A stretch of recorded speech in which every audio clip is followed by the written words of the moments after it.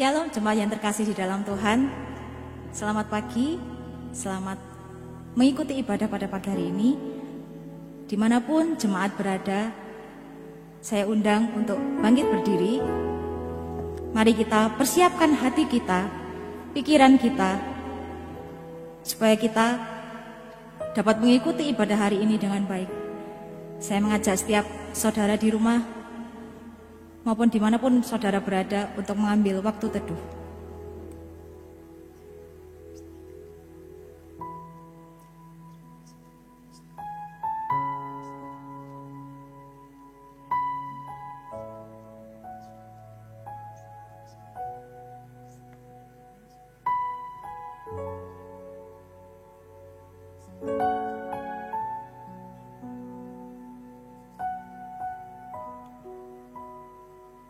Ya Bapa, kami bersyukur untuk penyertaan-Mu. Kami bersyukur untuk setiap sukacita yang melimpah di dalam hidup kami. Kami bersyukur buat setiap berkat-berkat Tuhan yang tiada habisnya di dalam hidup kami. Saat ini kami rindu Tuhan untuk mengarahkan hati kami kepadamu dan beribadah dengan sikap penyembahan, karena pertolongan kita datangnya dari Tuhan yang menjadikan langit dan bumi. Dan ibadah hari ini terjadi di dalam nama Allah Bapa, Allah Putra, dan Allah Roh Kudus. Kasih karunia dan damai sejahtera dari Allah Bapa dan dari Tuhan Yesus Kristus menyertai kita sekalian. Amin. Terpujilah Allah sebab hikmat-Nya yang besar, karena itu Ia mengaruniakan anaknya yang tunggal dan berbakti.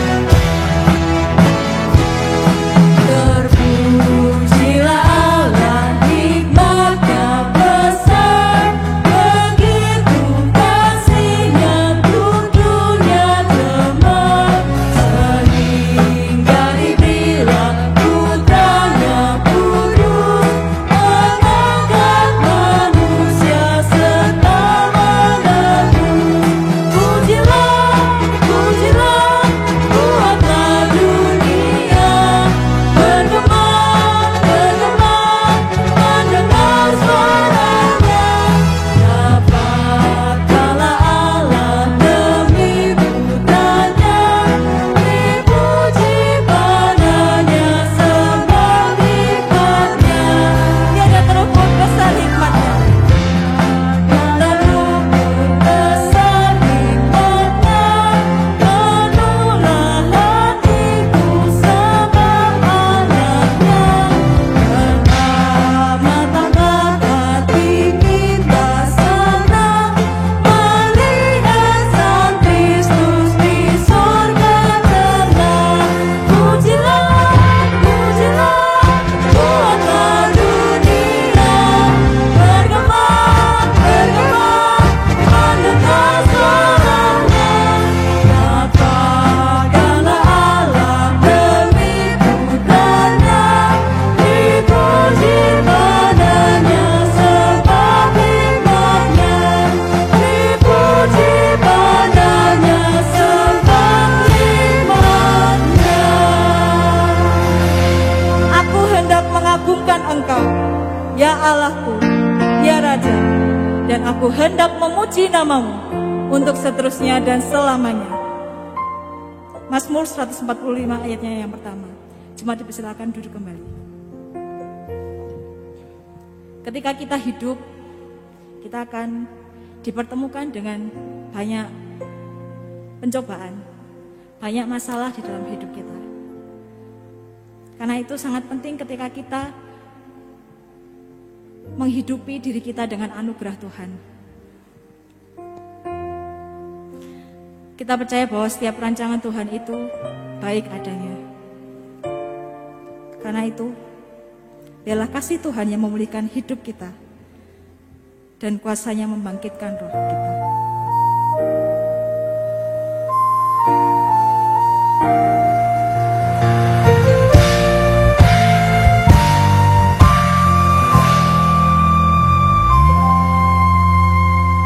Ku hidup oleh anugerah-Mu yang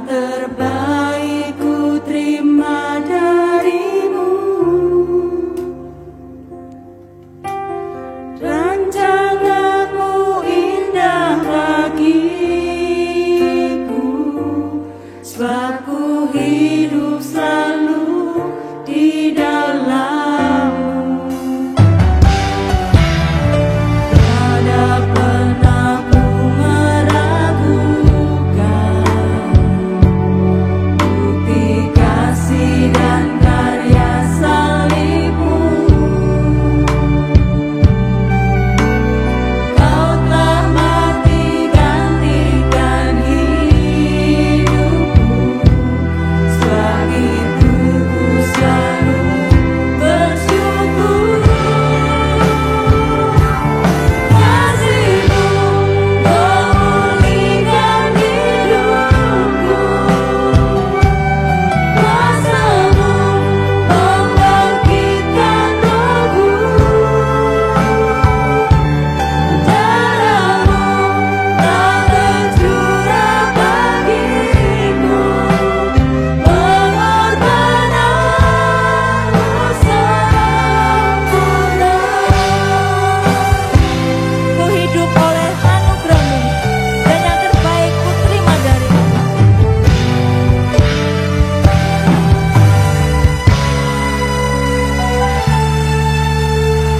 Ku hidup oleh anugerah-Mu, yang terbaik ku terima dari-Mu. Rancanganmu indah bagiku, sebab ku hidup selalu di dalammu. Tiada pernah ku meragukan, tiada pernah ku meragukan bukti kasih dan karya salibmu. Kau telah mati gantikan hidupku, sebab itu ku selalu bersyukur. Kasih-Mu memulihkan hidupku, kuasa-Mu membangkitkan rohku,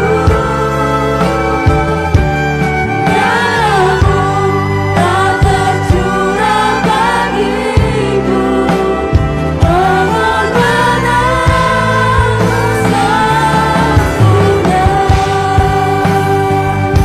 Kasih-Mu sungguh memulihkan hidup kami, Tuhan. Kasih-Mu memulihkan hidupku, kuasa-Mu membangkitkan rohku, darah-Mu tak tercurah bagiku, pengorbananmu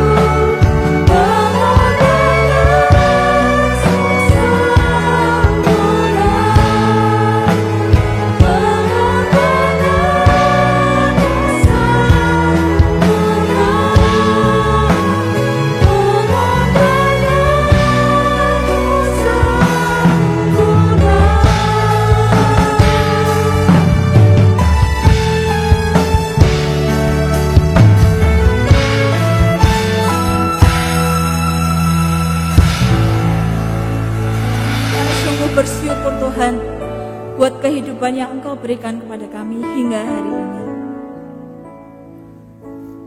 Terima kasih karena setiap hari, setiap waktu, setiap saat Tuhan tetap menyertai kami.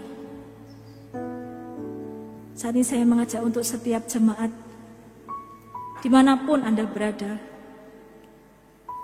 mari kita mengakui setiap dosa kita, setiap dosa yang kita lakukan hari demi hari, setiap dosa yang sering kita lakukan, sering kita ulang-ulang. Tuhan mau mendengar setiap perkataan kita, setiap pengakuan kita.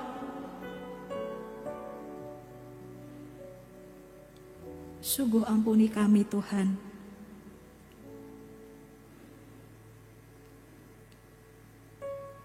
Kami memohon ampun pada pagi hari ini atas setiap dosa yang kami lakukan, Tuhan. Kami sering mendukakan hati-Mu. Kami sering melukai hati-Mu. Maka dari itu saat ini kami mau datang dengan segala kelemahan kami, segala kekurangan kami. Kami akui setiap dosa kami, Tuhan. Kami tahu bahwa Engkau adalah Allah yang setia dan Allah yang adil. Karena sekalipun dosa kita merah seperti kirmisi, akan menjadi putih seperti salju. Sekalipun berwarna merah seperti kain kesumba, akan menjadi putih seperti bulu domba. Terima kasih karena pengampunan Tuhan, pengampunan dosa daripada-Mu Tuhan. Penebusan yang Kau lakukan di kayu salib, itu yang menyucikan setiap kami. Terima kasih Tuhan, terima kasih. Sungguh terpujilah nama-Mu. Kami serahkan setiap doa kami ke dalam tangan-Mu. Hanya di dalam nama Bapa, Putra, dan Roh Kudus. Amin. Petunjuk hidup baru sebagai pedoman hidup kita sepekan terambil dari Matius 11 ayatnya yang ke-28. Marilah kepadaku semua yang letih lesu dan berbeban berat, aku akan memberi kelegaan kepadamu. Bersama-sama jemaat boleh di rumah untuk mengucapkan bersama-sama. Matius 11 ayatnya yang ke-28. 1, 2, 3. Marilah kepadaku semua yang letih lesu dan berbeban berat, aku akan memberi kelegaan kepadamu. Kita sungguh bersyukur karena Tuhan mengajak kita untuk menerima sukacita surga, karena itulah kekuatan bagi jiwa kita. Mari jemaat saya undang untuk bangkit berdiri. Kita mau memuji dengan penuh semangat, penuh sukacita. Seperti lagu ini, mari kita menerima sukacita surga, di mana itu merupakan kekuatan bagi jiwa kita. Terima sukacita surga, itulah kekuatan bagi jiwa. Ku dapat rasakan kasih-Nya di tengah badai yang bergelora. Terima sukacita surga, itulah kekuatan bagi jiwa. Ku dapat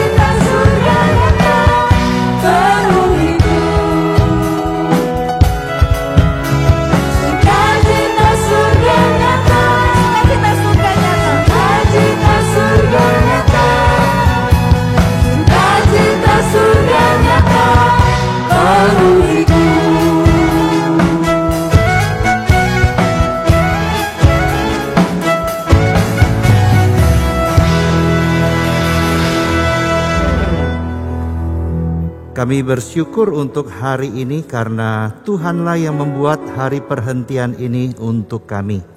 Kami bersyukur karena kami boleh lagi beribadah kepada Tuhan.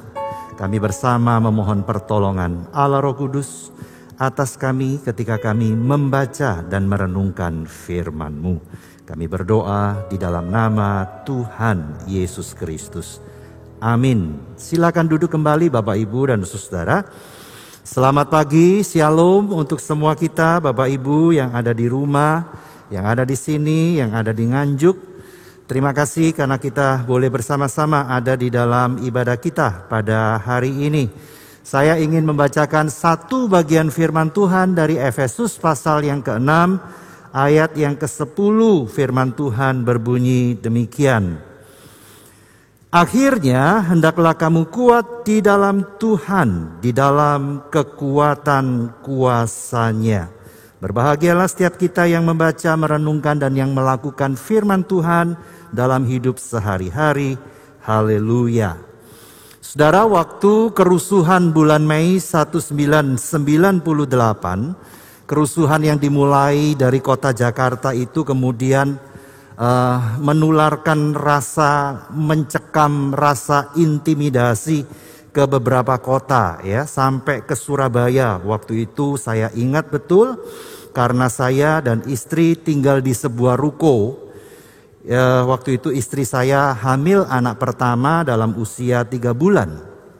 Saudara, saat itu ada beberapa pengurus yang bilang kepada kami supaya kami ngungsi, supaya kami tinggal di rumah mereka. Itu kebaikan mereka untuk kami bisa ada di rumah mereka. Tetapi kami berdua berdoa, berunding dan kemudian memutuskan untuk tidak mengungsi. Kami tetap tinggal di ruko itu. Kami tinggal di ruko lantai 3 karena lantai 2 itu dipakai untuk ibadah. Dan lantai 3 itu biasa dipakai untuk parkir sepeda motor anak-anak pemuda. Bapak, Ibu, dan Saudara yang dikasihi oleh Tuhan, saya ingat hari itu adalah hari yang begitu mencekam karena hari itu beberapa anak pemuda itu membelikan saya beberapa bambu. Nah, seperti ini saya dibelikan ini. Ditaruh di ruko begitu ya, di lantai 1. Saya tanya, untuk apa kalian beli ini untuk kami? Mereka bilang nanti kalau pintu besi ruko ini dijebol sama perusuh, lalu seangkat itu bambu ya. Kan 4 meter jauh itu kan. Masih bisa dorong mereka begitu. Tusuk mereka begitu.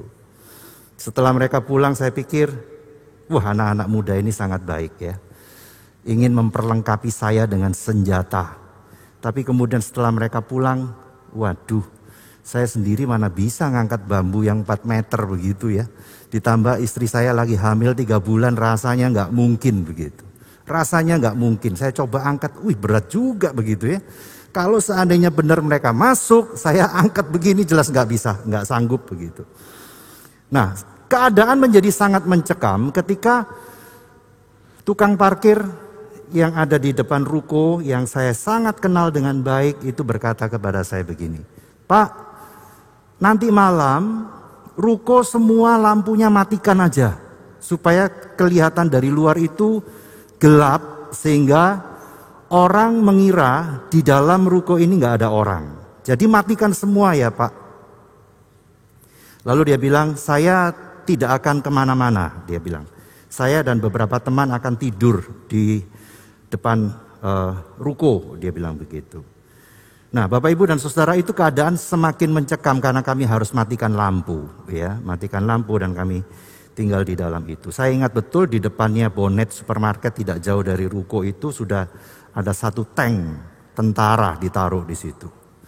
Itu keadaan yang memang sangat mencekam. Ditambah waktu hari mencekam itu saya mulai berpikir untuk cari jalan keluar. Selain harus turun ke lantai 1 ada pintu itu bisa keluar, apakah ada kemungkinan saya bisa keluar lewat yang lain? Ternyata saya tidak bisa. Saya baru sadar kalau lantai 2 itu ditutup juga dengan besi sama yang punya ruko. Lantai 3 juga ditutup dengan besi oleh yang punya ruko. Wah, nggak bisa keluar, lompat pun nggak bisa. Saya coba lihat ke belakang, ternyata di belakang pun dipasang besi oleh pemilik ruko supaya maling tidak bisa masuk. Wah, saya juga nggak bisa keluar ini pasti. Jadi hanya satu bisa pintu keluar adalah lewat lantai 1 itu. Bapak, Ibu, dan Saudara yang dikasihi oleh Tuhan, setiap kita menghadapi berbagai macam persoalan, menghadapi berbagai macam hal yang kadang-kadang membuat kita pusing, membuat kita putus asa, lalu kemudian kita berpikir untuk mencari bagaimana jalan keluarnya. Kita berpikir mencari senjata, kita mencari strategi atau alat untuk bisa bertahan paling enggak, atau kalau bisa kita bisa menyelesaikan persoalan itu. Tetapi apakah senjata atau alat atau strategi itu, kalau kita kaitkan dengan iman kita kepada Kristus, apakah itu sesuai dengan Tuhan mau dalam hidup kita? Saudara, sebelum kita memakai senjata, sebelum kita memakai cara, memakai strategi untuk menyelesaikan persoalan kita, maka paling penting kita harus bertanya kepada diri sendiri, apakah Tuhan itu senang kalau saya pakai cara itu? Apakah Tuhan Yesus itu senang kalau saya pakai cara ini untuk menuntaskan semua persoalan yang sedang saya hadapi? Apakah Tuhan Yesus bisa menerima kalau saya menggunakan strategi ini, cara ini untuk menyelesaikan urusan-urusanku? Ini menjadi penting, saudara, karena kita punya iman. Maka kita harus bertanya terlebih dahulu kepada Kristus yang kita sembah.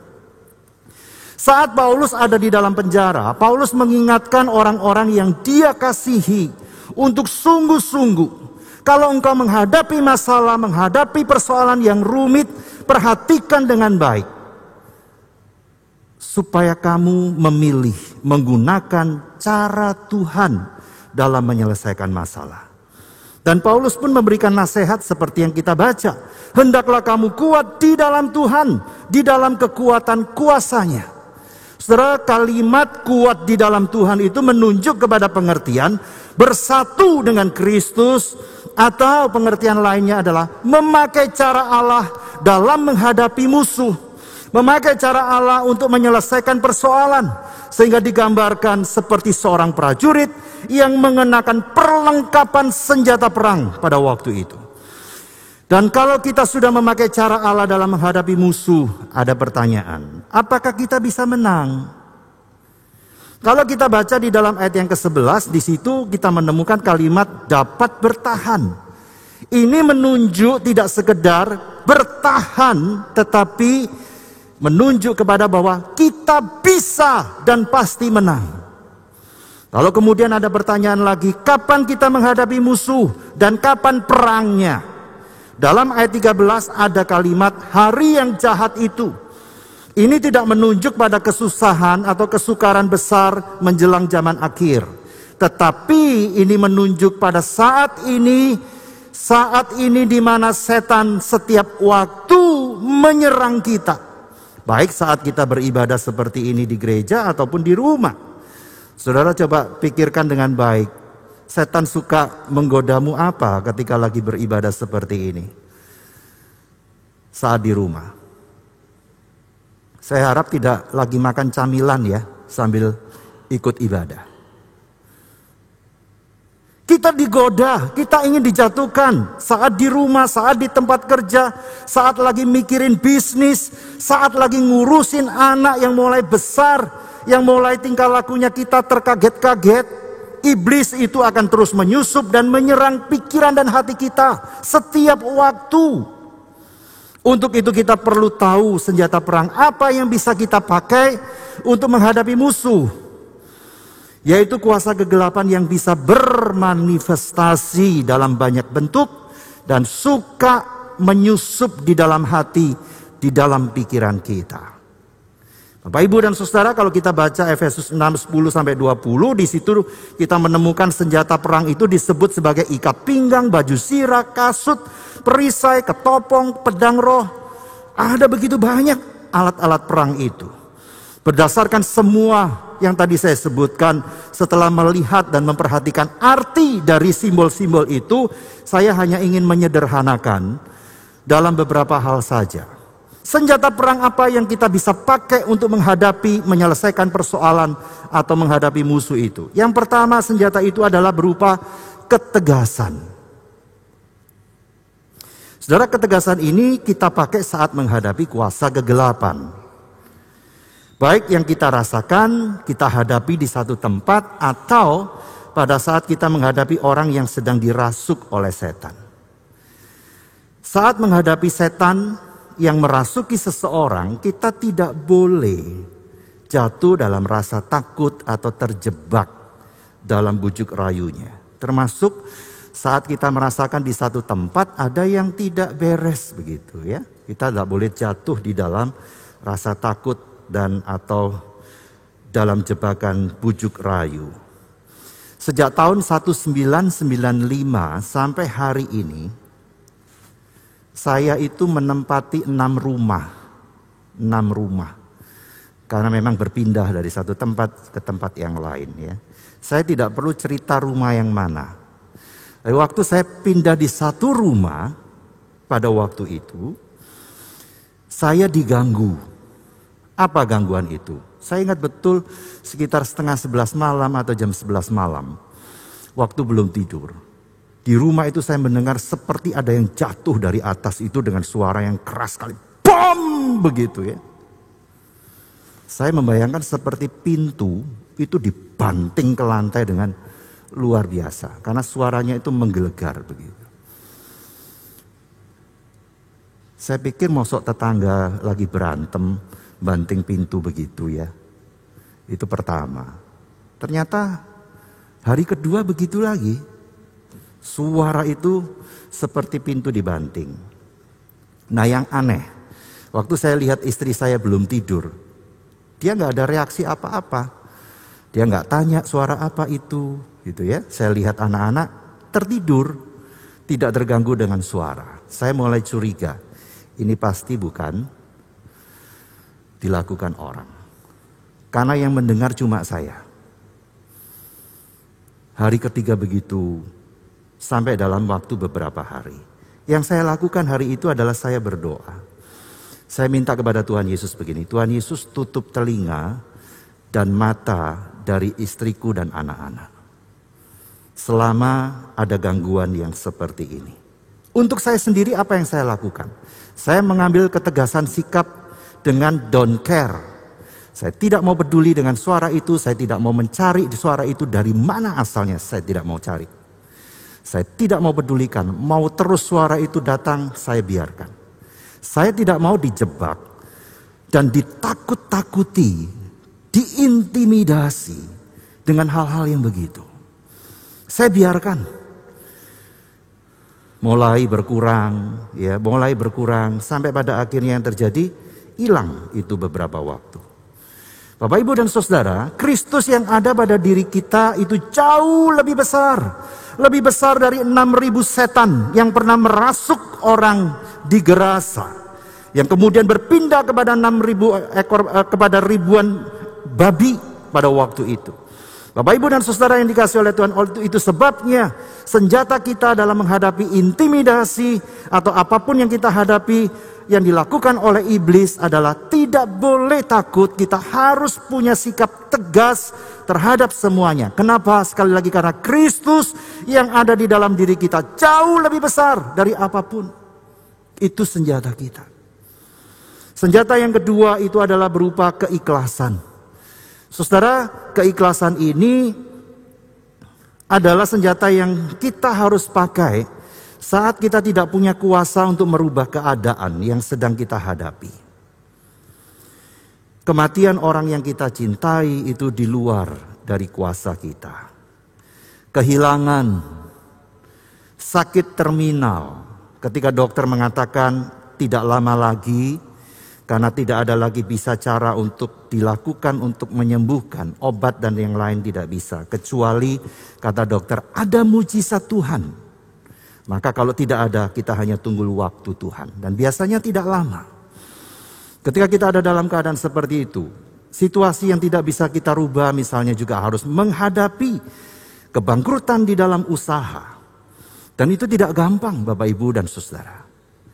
Ya, ketika bahwa hal-hal seperti ini harus kita hadapi dan sepertinya memang kita tidak bisa mengubah, dan itu pasti terjadi. Saya pernah tinggal juga di satu rumah, saya tidak perlu sebut di mana saya tinggal. Saya pernah piara anjing kecil, itu suatu ketika baru punya beberapa hari, satu malam saya tidak masukkan ke dalam rumah. Saya taruh di carport, ada kandang di carport, tidak ada garasi ya, carport. Besoknya hilang. Saya juga pernah piara kucing ras begitu. Saya juga taruh lagi di carport. Saya nggak kapok itu hilang pertama. Mosok sih hilang lagi begitu dalam hati saya. Mosok sih hilang lagi. Taruh situ, hilang juga. Kandangnya terbuka, kucingnya nggak ada. Waktu saya ulang tahun, itu pernah ada orang yang menghadiahi saya anjing pom kecil juga ya, anjing kecil. Wah, itu betapa senangnya saya. Waktu malam, saya sudah merasa begitu capek. Dengan kejadian 2 hilang itu, saya seharusnya memasukkan anjing itu ke rumah. Tapi saudara tahu apa yang ada di hati saya? Nggak apa-apa, malam ini pasti juga nggak hilang. Besok aja dimasukin. Nggak saya masukin, saudara. Hilang. Jadi seperti kita ini nggak bisa menolak dan nggak bisa ngerem, nggak bisa mengelak begitu ya. Kalau itu harus terjadi, terjadi. Tidak bisa diubah. Ada saja cara bahwa itu harus terjadi. Bapak, Ibu, dan Saudara yang dikasihi oleh Tuhan, Kristus pun ikhlas saat ia harus menerima rencana Sang Bapa agar dirinya disalibkan di atas kayu salib. Dia menghadapi itu, dia tidak bisa mengubahkan itu karena itu menjadi rencana Bapa. Kristus bahkan meminta kepada Sang Bapa agar Bapa mengampuni orang-orang yang telah menyalibkan dia. Saudara lihat betapa ikhlasnya Kristus. Dan itulah yang harus menjadi senjata kita dalam menjalani hidup. Keikhlasan. Kita yang punya iman, punya perisai itu, Tuhan mau kita punya keikhlasan.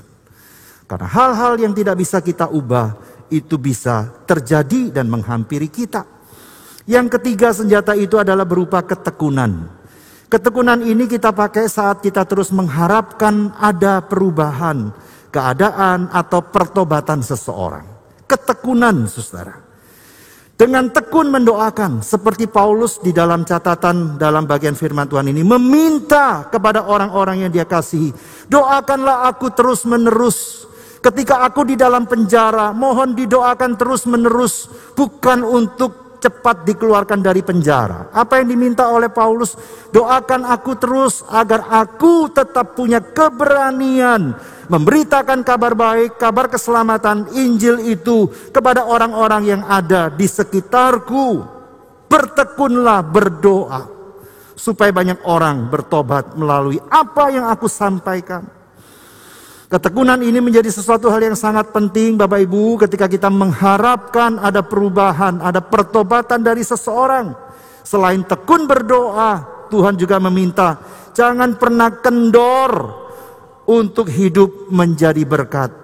Perhatikan apa yang kau katakan, perhatikan dengan apa yang kau lakukan. Biarlah itu bunyinya sama. Sehingga orang yang mendengar kabar baik darimu, dia ditolong untuk bisa menerima Kristus. Saat Kristus ada di dalam dunia ini, kita juga bisa melihat bagaimana ketekunan Kristus dalam berdoa. Bagaimana Kristus dapat menjadi teladan, dapat dipercaya sebab apa yang diucapkan itu juga yang dilakukannya.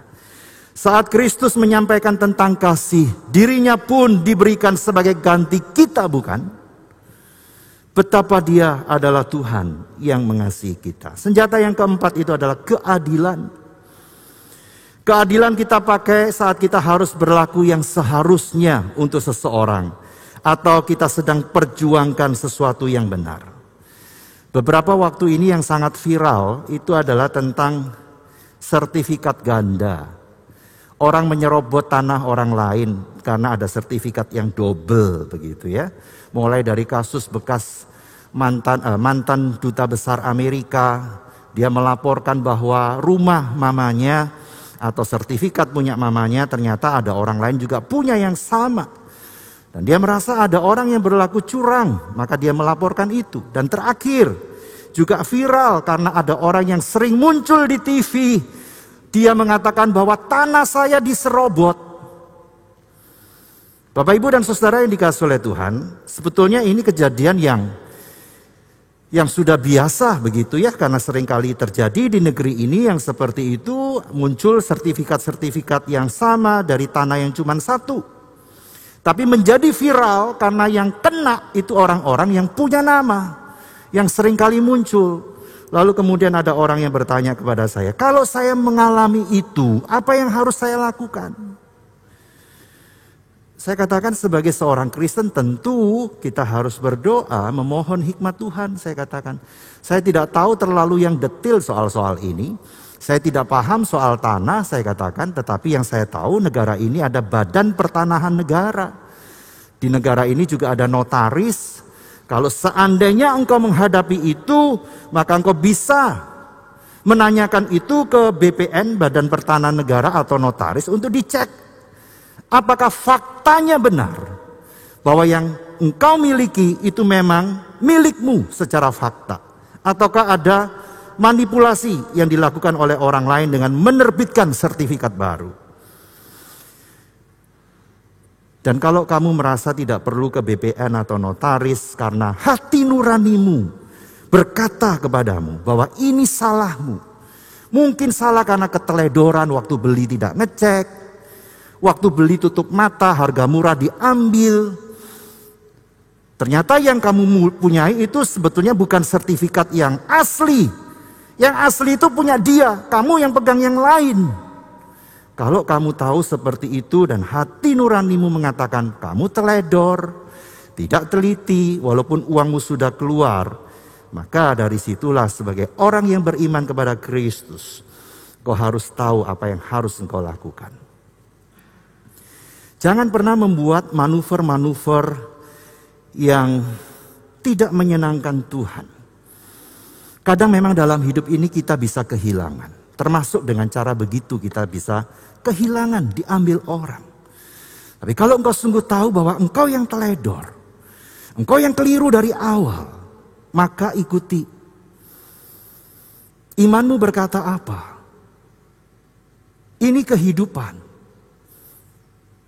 Berlakulah adil untuk dirimu dan untuk orang yang memiliki sertifikat yang lain itu. Kalau Tuhan izinkan bahwa kita harus kehilangan, maka kita belajar untuk ikhlas seperti poin sebelumnya. Kalau engkau tahu dalam posisi salah, jangan melakukan banyak manuver. Meskipun engkau menang dan berhasil memilikinya. Mungkin setelah engkau keluar uang begitu banyak, hati-hati saja. Karena sebentar lagi Tuhan bisa membuat perhitungan denganmu. Sebab yang kamu rampas bukan punya orang, tetapi yang engkau ambil itu adalah punya Tuhan. Soal keadilan, Kristus telah terlebih dahulu melakukannya. Yaitu saat Kristus harus menanggung di atas kayu salib.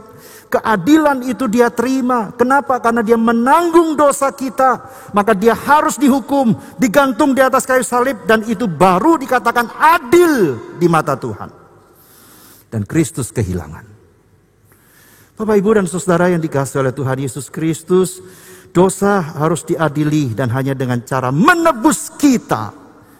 Maka murka Allah itu surut karena Allah melihat adil sudah. Dosa harus dihukum. Dan Kristus rela memberikan dirinya. Bapak, Ibu, dan Saudara yang dikasihi oleh Tuhan, saat kita berjuang menghadapi musuh, maka pada ukuran kemenangan awal adalah apakah kita bersedia memakai cara Allah untuk menyelesaikan masalah kita. Sebab kadang kita bisa terlihat sebagai orang yang kalah. Karena setelah berjuang dengan cara yang benar, kita tetap dianggap salah, dikalahkan dengan cara-cara yang licik. Tetapi apakah itu berarti kita sungguh-sungguh kalah? Saya mau katakan tidak. Sebab Kristus yang berlaku adil untuk dirinya, yang memperjuangkan keadilan nasib orang lain, pasti dia juga tidak akan tinggal diam. Ini hanya soal waktu.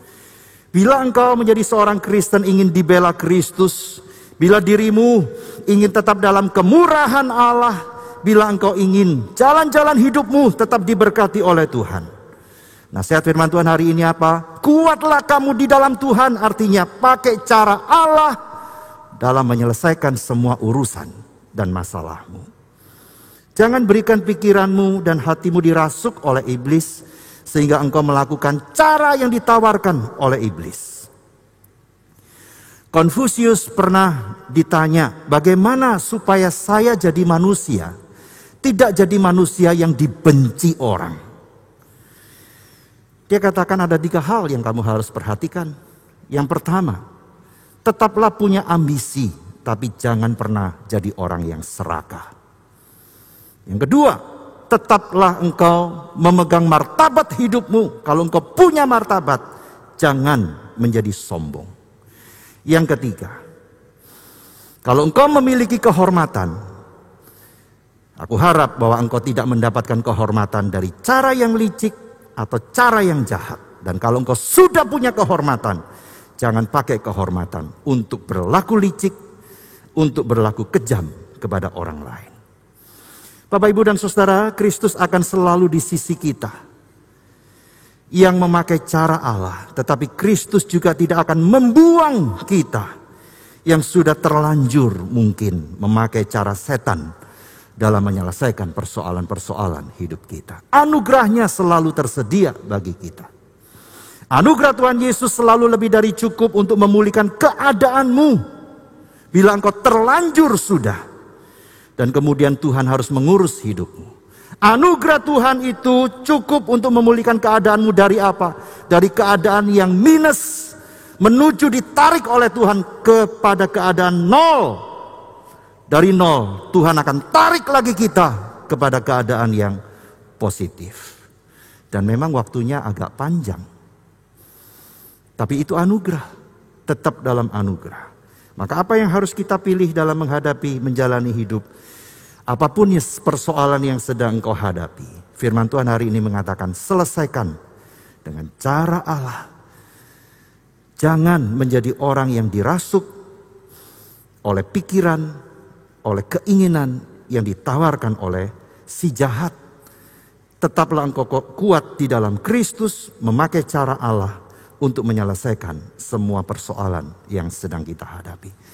Saya tidak tahu, mungkin kau menghadapi kerumitan dalam persoalan rumah tangga, hubunganmu suami dan istri rumit.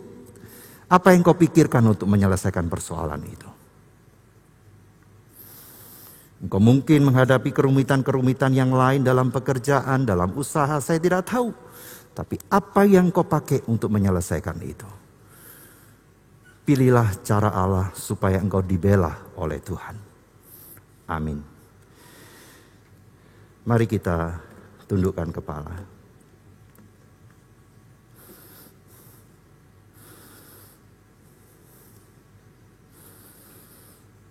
Bapa di surga, inilah hidup kami. Kami berdoa memohon kasih karunia-Mu atas kami. Supaya sungguh kami boleh hidup di dalam kemurahan Tuhan. Ada banyak persoalan dan masalah yang sedang kami hadapi.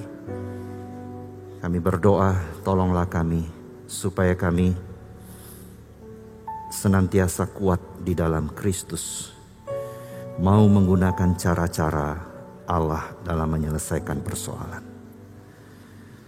Tolonglah Tuhan, karena kami tahu iblis sedang berjuang untuk menjatuhkan kami. Itu sebabnya dia seringkali menyusupi pikiran dan hati manusia. Maka tolonglah kami untuk cerdik, tolonglah kami untuk bijaksana. Bawalah kami dengan iman untuk bisa melihat jauh ke depan. Bahwa ada cara Tuhan yang Tuhan mau untuk kami pakai dalam menyelesaikan semua yang sedang kami hadapi. Tuhan, terima kasih, kami mau kuat di dalam Kristus. Kami mau memakai cara-cara Allah. Jauhkan kami dari semua niat, keinginan yang jahat yang tidak Engkau kehendaki untuk kami lakukan. Kami berdoa di dalam nama Tuhan Yesus Kristus.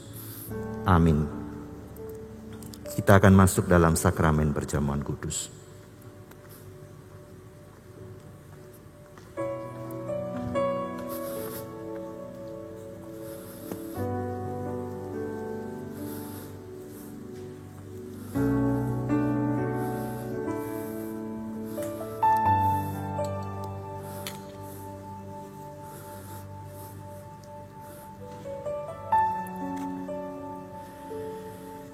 Bapak, Ibu, dan saudara-saudari kekasih Kristus, kita bersyukur hari ini kita boleh memasuki bulan yang ke-10 pada tahun ini.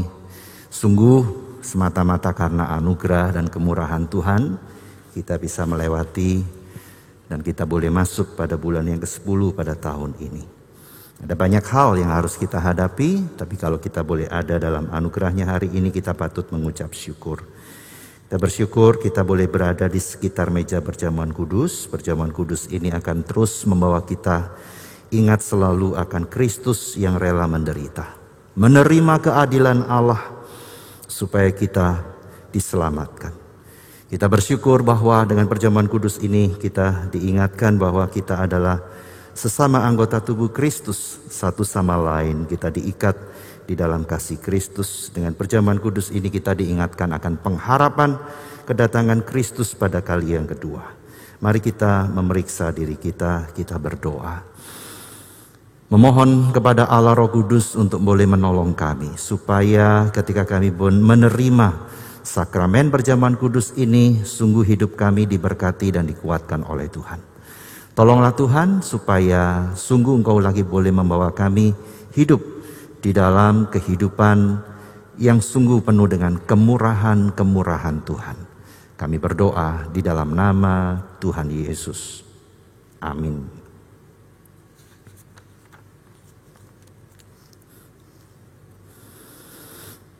Pada waktu malam Tuhan Yesus diserahkan, Tuhan Yesus mengambil roti, Dia mengucapkan berkat, lalu memecahkannya dan memberikannya kepada para muridnya, dan Kristus berkata, "Ambillah, makanlah, inilah tubuhku." Sesudah itu Kristus mengambil cawan, mengucap syukur, lalu memberikan kepada para muridnya dan berkata, "Minumlah kamu semua dari cawan ini, sebab inilah darahku, darah perjanjian yang ditumpahkan bagi banyak orang untuk pengampunan dosa." Syarat menerima perjamuan kudus adalah bagi Bapak, Ibu, dan saudara yang pernah menerima baptisan waktu anak-anak dan kemudian baptisan itu diteguhkan dalam CD. Yang berikutnya adalah bagi Bapak, Ibu, dan saudara yang telah menerima baptisan saat dewasa. Yang ketiga adalah bagi Bapak, Ibu, dan saudara yang memenuhi salah satu syarat yang tadi saya sebutkan dan hari ini dengan bulat hati, dengan iman yang penuh ingin mengambil bagian dalam sakramen perjamuan kudus. Kepada Bapak, Ibu, dan saudara yang akan mengambil bagian dalam sakramen perjamuan kudus, saya persilakan untuk berdiri. Apakah semua sudah memegang roti? Ya. Saya berikan kesempatan kepada Bapak, Ibu untuk membuka bagian hosti terlebih dahulu.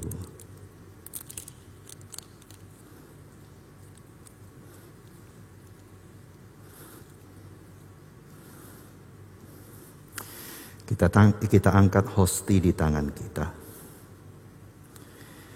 Tuhan Yesus berkata, "Inilah tubuhku, ambillah, makanlah sebagai peringatan bahwa Kristus mati bagi setiap kita yang beriman kepadanya. Dengan iman dan rasa syukur, mari kita menerimanya."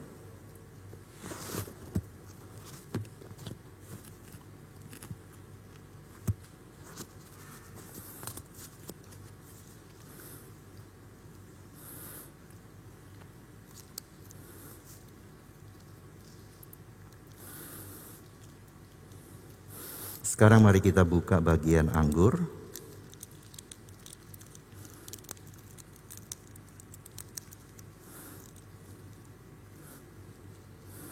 Kita angkat anggur di tangan kita. Tuhan Yesus berkata, "Cawan ini adalah perjanjian baru yang dimeteraikan oleh darahku. Ambillah, minumlah sebagai peringatan darah Kristus dicurahkan bagi setiap kita yang percaya. Dengan iman dan rasa syukur, mari kita menerimanya."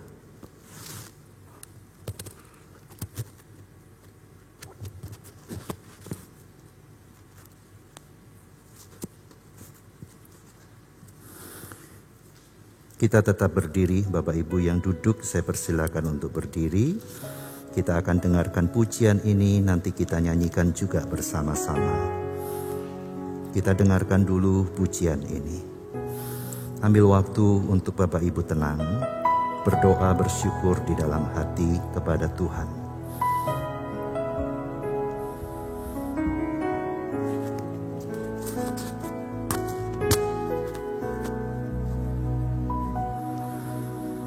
Ku yakin saat kau berfirman, ku menang saat kau bertindak. Hidupku hanya ditentukan oleh perkataanmu.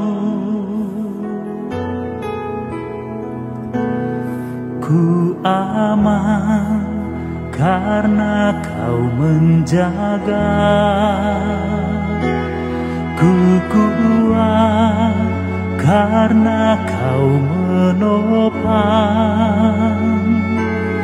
Hidupku hanya ditentukan oleh kuasa-Mu.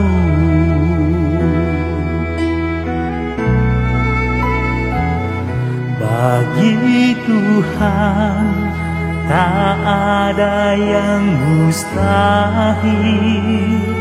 Bagi Tuhan tak ada yang tak mungkin. Mujizatnya disediakan bagiku. Ku diangkat dan dipulihkannya. Kita nyanyikan bersama-sama. Ku yakin saat kau berfirman. Ku yakin saat kau berfirman. Ku menang saat kau bertindak. Hidupku hanya ditentukan oleh perkataan-Mu. Amin. Ku aman karena kau menjaga. Ku kuat karena kau menopang. Hidupku hanya ditentukan oleh kuasa-Mu. Bagi Tuhan tidak ada yang mustahil. Bagi Tuhan tak ada yang mustahil. Amin. Bagi Tuhan tak ada yang tak mungkin. Mujizatnya disediakan bagiku. Ku diangkat dan dipulihkannya. Bagi Tuhan tak ada yang mustahil. Bagi Tuhan tak ada yang mustahil. Bagi Tuhan tak ada yang tak mungkin. Haleluya. Mujizatnya disediakan bagiku. Ku diangkat dan dipulihkannya.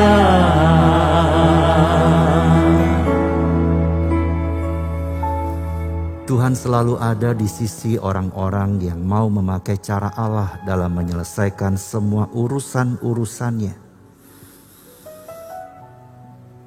Dan Tuhan tidak akan pernah membuang orang-orang yang telah memilih cara yang salah dalam menyelesaikan urusannya. Karena anugerah Tuhan selalu tersedia bagi setiap mereka. Betapa baiknya Tuhan itu untuk hidup kita. Meski kita jatuh, Meski kita harus remuk, tetapi kita tetap ada di tangan Tuhan yang kuat. Di tangan Kristus yang sanggup membentuk kita kembali. Biarlah Tuhan boleh menolong kita.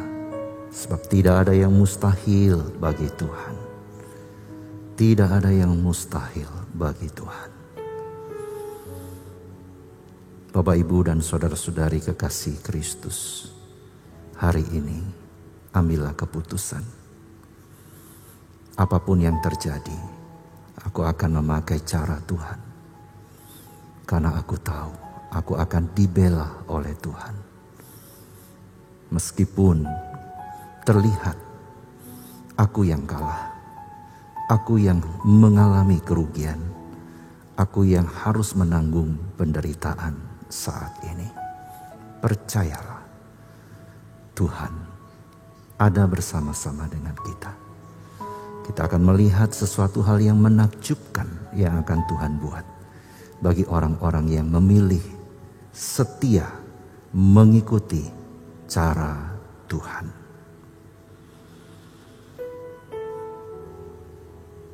Tidak ada yang mustahil bagi Tuhan. Apa yang kita alami saat ini, kesulitan apapun hanya sementara sifatnya. Untuk itu bertahanlah. Bertahanlah dengan cara Tuhan, jangan yang lain.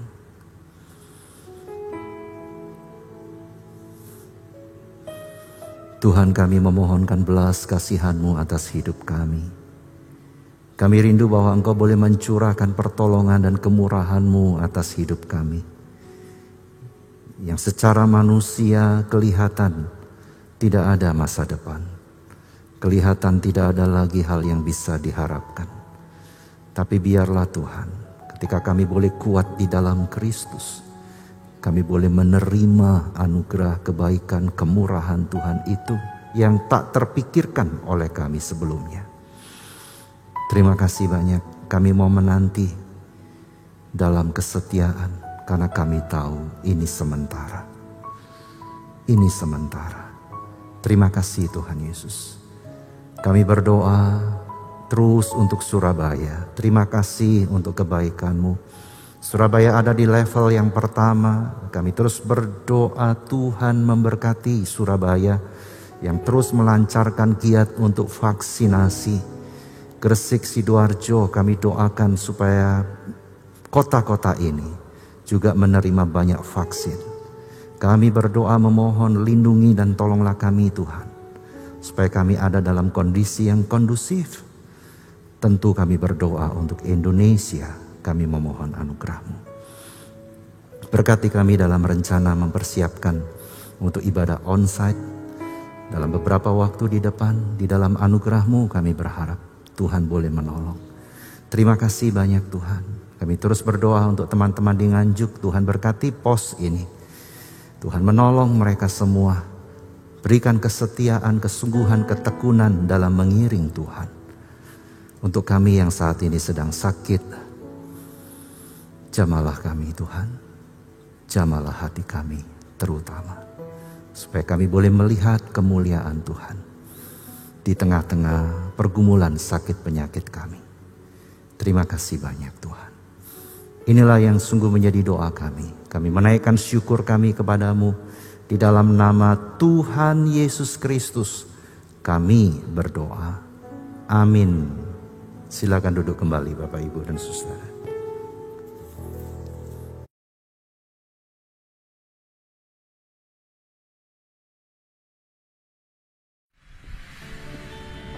Shalom Jemaat, saya Ivena akan membawakan Bumper News edisi 3 Oktober 2021.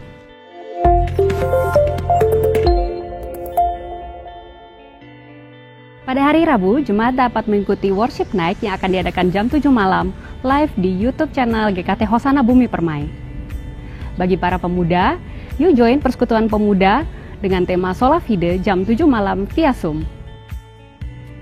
Persekutuan Pasutri akan diadakan hari Sabtu jam 6:30 malam via Zoom dengan tema The Reflection of Love. Dan bagi para remaja, akan ada persekutuan remaja jam 7:30 malam via Zoom. Jangan lupa ikutan ya.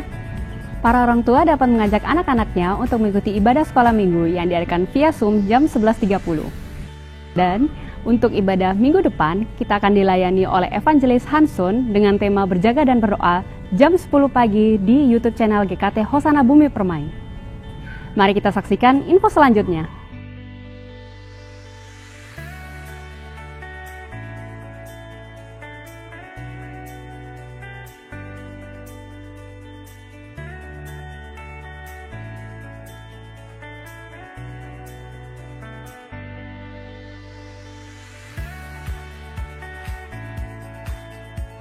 Pada bulan September, lumbung pangan bumper telah dibagikan kepada para karyawan gereja, jemaat bumper, GKT Pos PI Nganjuk, GKT Porong, dan GKT Nirwana.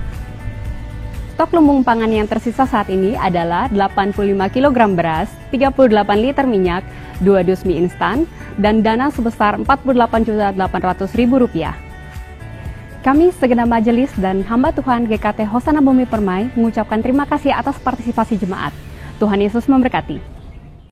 Shalom jemaat bumper yang dikasihi Tuhan. Tidak terasa kita sudah memasuki bulan Oktober, yang berarti waktu pendaftaran pelayanan di gereja kita dibuka. Jika kamu diberi talenta untuk melayani seperti singer, bermain musik, bermain peran, atau mengajar sekolah minggu, ayo bergabung bersama kami untuk melayani Tuhan. Apa syaratnya? Kamu harus lahir baru dan memiliki komitmen untuk melayani, seperti mengikuti training dan gak telatan ya, alias on time.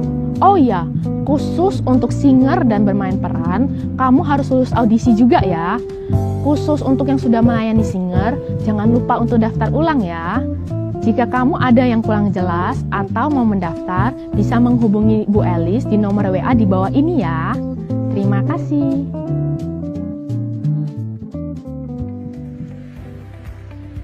Sekian Bumper News kali ini. Sampai jumpa.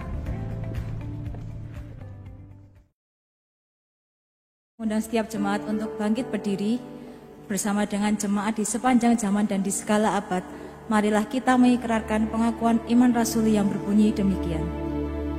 Aku percaya kepada Allah, Bapa yang Maha Kuasa, Khalik langit dan bumi, dan kepada Yesus Kristus, anaknya yang tunggal Tuhan kita, yang dikandung dari Roh Kudus, lahir dari anak darah Maria, yang menderita sengsara di bawah pemerintahan Pontius Pilatus, disalibkan, mati dan dikuburkan, turun ke dalam kerajaan maut.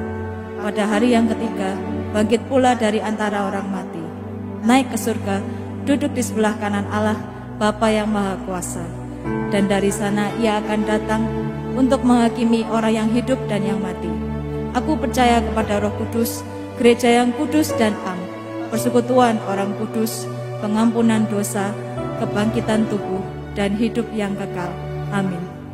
Dengan tetap bangkit berdiri, mari kita mengakhiri ibadah kita pada pagi hari ini dengan mengembalikan segala kemuliaan bagi Tuhan kita, Yesus Kristus.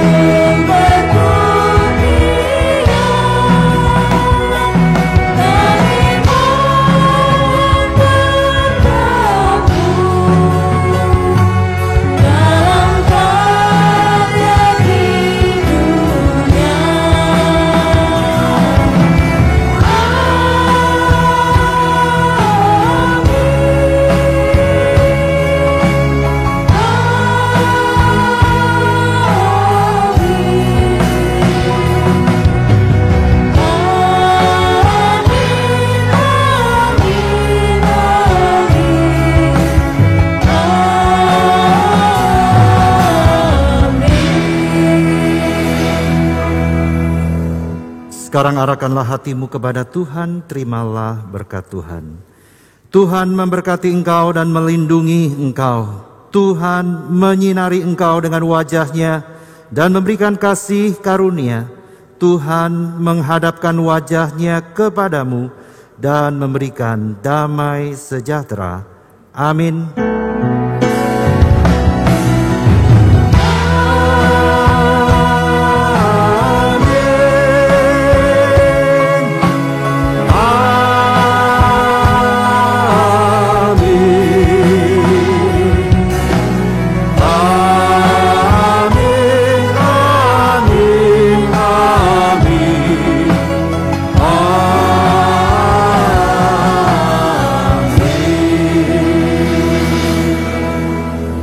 Silakan duduk, kita mengambil waktu teduh.